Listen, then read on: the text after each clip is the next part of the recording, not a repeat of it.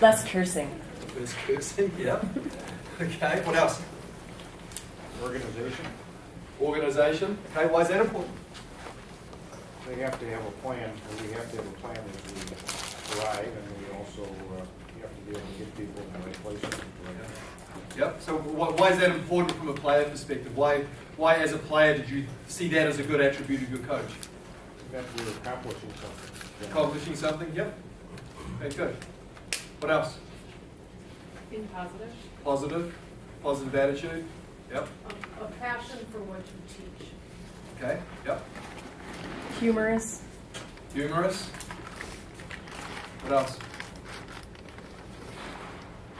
Need to be able to mediate problems that are happening on the team. Okay. So a mediator, it's a good one.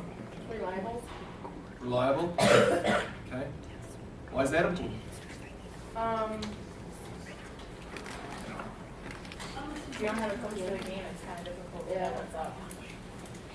Yep. When does a coach do most of his coaching? Practice, right? Yep. So I just brought that up because you said if you don't have a coach for your game, well, maybe game day is not quite so important, but practice days, absolutely. Yep. What else? I think approachable. I've had coaches that I'm afraid to go talk to. Okay. Enough about Roger. You can tell him I said that. So. I joke. I like that. Right? Someone you trust. Knowledge. Okay. Why is knowledge important? What's that, sorry? It's hard to teach what you don't know. It's hard to teach what you don't know. Yeah. Creates a little bit of validity as well if you have a good knowledge of the game. I think a coach who sees your strengths that you may not have recognized. So, being open to, as the coach being open to try you in different positions, whether you want to or not, to see what you're strongest in. So flexible. Flexible, yep. Yep. And even to that positive point, a lot of times as coaches, what do we focus on?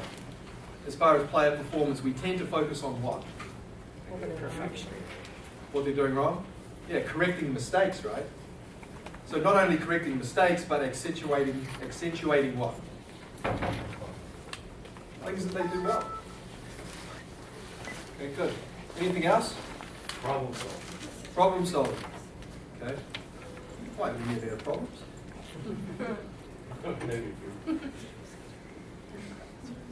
Okay. What else? Hands off. Like a coach who can sometimes favor background and not be so over aggressive all the time. Okay. So is that, we kind of talk about the coach-centered versus athlete-centered, so more of an athlete-centered type of coach? Okay. Can it go too far that way? So there's got to be a little bit of a balance there, right? Anything else? Treating the players fair and equal regardless of their skill level. Okay. How can a coach treat players fair? Not using maybe one person in particular for every drill and highlighting him as the star athlete of the team, using for examples and always highlighting what he's doing. Maybe a less skilled player you can highlight if he does something well, just as much as someone that's always doing something right. How about the star player that doesn't show up to trainings but always gets to play every weekend? You treat them fair by what they put into it Yep. and not by it. Good. All right. Good list of stuff up there. One last thing to add. I'm This- sorry. Sort of one way to think about it is, this was brought up to me in the past years, think about the 3 C's with your coach, and to be competent, okay, meaning they're knowledgeable, they have the information, they're able to be a coach, okay, give players choices, because everybody likes choices in life, okay, within reason, okay, and then to care about them. So be confident, to have choices, and to care. So if you think, for me, it's like a quick one, all right, nice, covering the 3 C's. I got those 3 things, I'm doing a pretty good job. Cool. Go to the assessment tab in your. I think there's 2 assessment tabs. Not the coach assessment one. There's the other assessment tab in there. Okay. Self-assessment. Yeah, that would be it. Okay? So look at that list of attributes up there. Okay? Pick out what you think, we're just going to take a couple of minutes. Pick out what you think are maybe the top 5 or 6 attributes as a coach and rate yourself. Okay? Be honest, rate yourself on a scale of 1 to 10, how well you think you perform on those attributes. Just take a couple of minutes.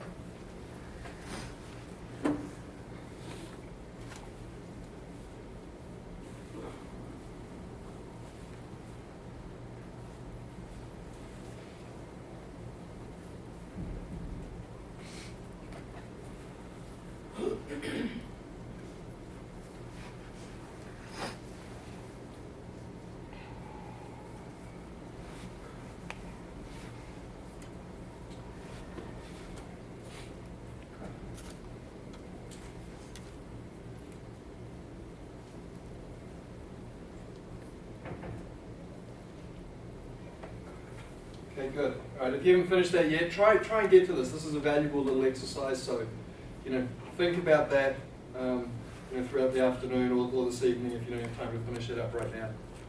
Okay, role of the coach. So some of the roles and responsibilities of the coach include the following: goal setting, both team goals and individual goals, game day organisation, risk management, referee interaction. Okay, as coaches. And just let me know your thoughts. How much time as coaches do we put into these things? How many of you do goal setting with your team?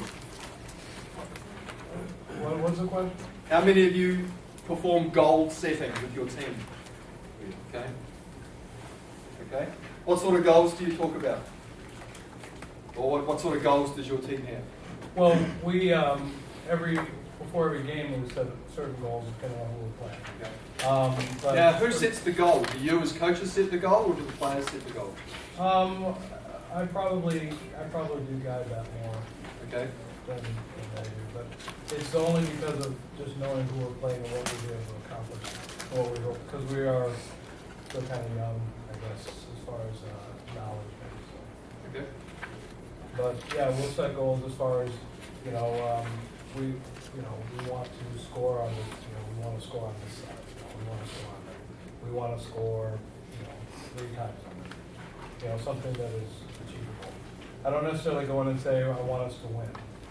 I would like that, but I think I don't want to set a bar that might be too high and then have them bummed out.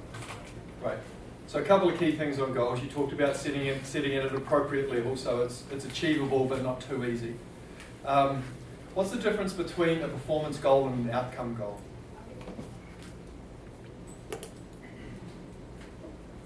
Well, performance goal is how you did during the game. Outcome goal is just what happened at the end. Okay. So can we always control what happened at the end? No. No. Can we control how we did during the game? Okay, so when we talk about goals, should we focus on performance goals or outcome goals? Performance goals, right? Okay. To your example, scoring 3 tries on the opposition, is that a performance goal or an outcome goal? Well, that would be outcome. An outcome goal. So what would your team have to do on the field in order to score tries against the opposition? Well, I mean, it would be conditioned on who we're playing and who we would. I would actually cite certain things that we would try against certain teams. Okay. So and that would be more performance type Right. goals. Yeah. Okay. Good. All right. What about individual goals? Do you work with players on individual goals? How many of you as players have individual goals? Yeah. Okay. Useful. Again, performance goals versus outcome goals. What might be a good performance goal for a player? Make yourself open for passes. Okay. Make yourself open. Yep. What might be another one? What's another key aspect of goals itself? A goal needs to be what? Achievable. Attainable. Attainable, achievable, measurable. Okay? So how would we measure something like that? Yeah. Not looking for an answer, but just things to think about. Okay? Well, you can set some, I'm sorry. No, go ahead. You could set some of those based on past performances. Mhm. So if I knew that I was out of position, 4 times in this particular game, well then the next week, maybe the coach could say to me, really watch where you are. Remember that you were out of position those times on this game. So let's try and watch where you are. So maybe not do that. Or maybe a different approach might be, okay, you were out of position a few times last week. This week, our goal might be what? Well, But what I'm getting at is who sets the goal? oh, you're saying for the players. Maybe get the player to set their own goals. Okay. Okay. So again, it's part of that. We're not pushing information to the Okay. player. We're pulling information from. Okay. So involving the player in the decision making does what to the player?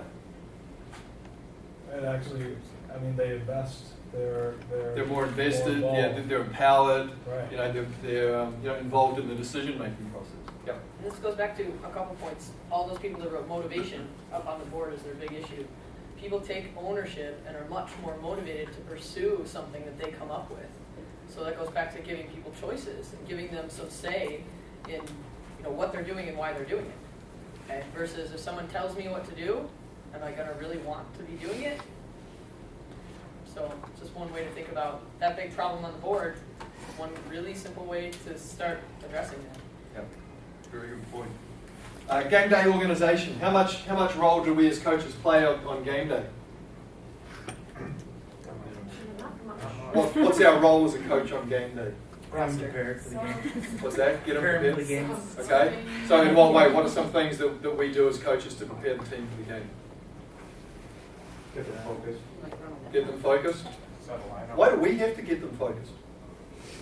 Shouldn't they get themselves focused? They should. We're the leader. Guide you. Are we the leader on a Saturday? No. Captain. Are we on the field with them? Do we make decisions on a Saturday? Do we call plays? We set the lineup. We said that hopefully that would be done before the Saturday, but a lot of times it's not. But yeah, we would set the lineup. So on a game day, how much input should we have as coaches? Very little. Very little. The more input we have as coaches, what do the players start doing? Relying on us, right? How many times have you had a player or you've seen a player, Coach, what do I run from here? What do I do? Is that developing decision makers? No. I'm speaking from a purely selfish perspective here because I coach at men's club, and you guys are a lot lower. So, the more you can get players to develop decision making skills, the easier my job becomes when they get to the senior levels. It's all about me. But then, at the same time, the complete opposite end of the spectrum is people show up and sort of run around and mill about and try to figure out what do we do on game day. Does anybody have those sorts of scenarios, or are they punctual? Are they on time? Do they know where they're going to be playing, what position? Do you tell them the lineup before or in advance? Do you have some sort of protocol for game day? Like what do you do on a day? So sort of somewhere in the middle of that spectrum is probably a good place to be. Yeah, you have to have a process in place. We're just saying it doesn't need to be the coach that does everything. Okay, risk management. What are some risk management things as coaches we do? Assess the playing field. Inspect the playing field. Yep.